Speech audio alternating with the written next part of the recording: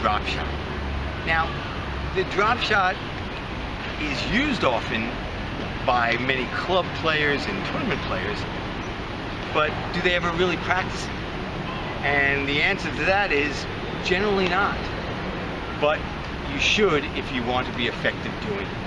And the best way that I found to practice this is for me to lay a string in the service box. And this is probably the best tool I have.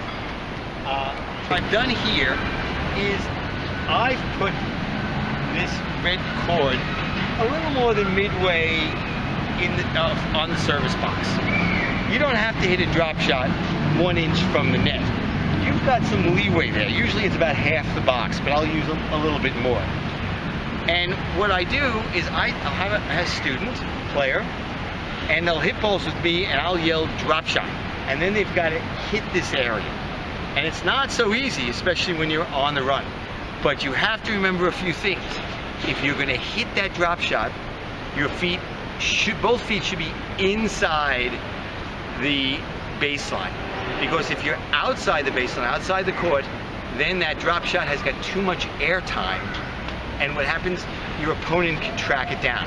But if you hit it from inside the baseline, that ball has less time to get over the net and for it to bounce twice before your opponent gets there. Juan, who is over here at British Club with me, and I'm going to hit some balls to Quan, and then I'm going to yell drop shot. And hopefully his feet are not back behind the baseline when he hits that drop shot. He's inside here, and we'll see if he can make it before that red line. It happens that he's very good at doing this.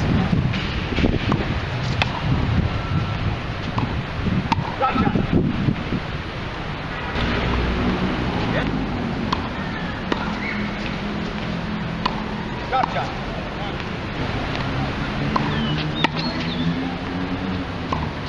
Drop shot.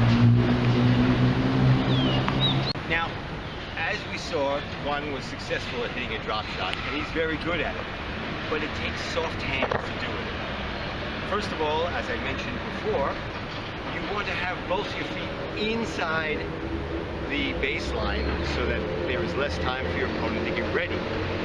Number two, when you hit that drop shot, you want to be able to make sure it's a little deceptive, but you also want to have soft hands. You want to be able to hit that, get some good underspin on it so the ball has good height, and when it does drop in the court, it drops a little dead because of the underspin. Now, on the grass, it dies. So you'll see guys doing it a lot of times. On the clay, it'll sit up a little bit more, but sometimes grabs the clay and stops at that position. And on the hard court, depending how it's done, it will come to the opponent. All right, so you just got to be careful, but height is key. So it clears the net. You don't want to line drive, and you also don't ever want to miss that drop shot wide. If worst comes to worst, at least your opponent get to it, but don't miss the drop shot.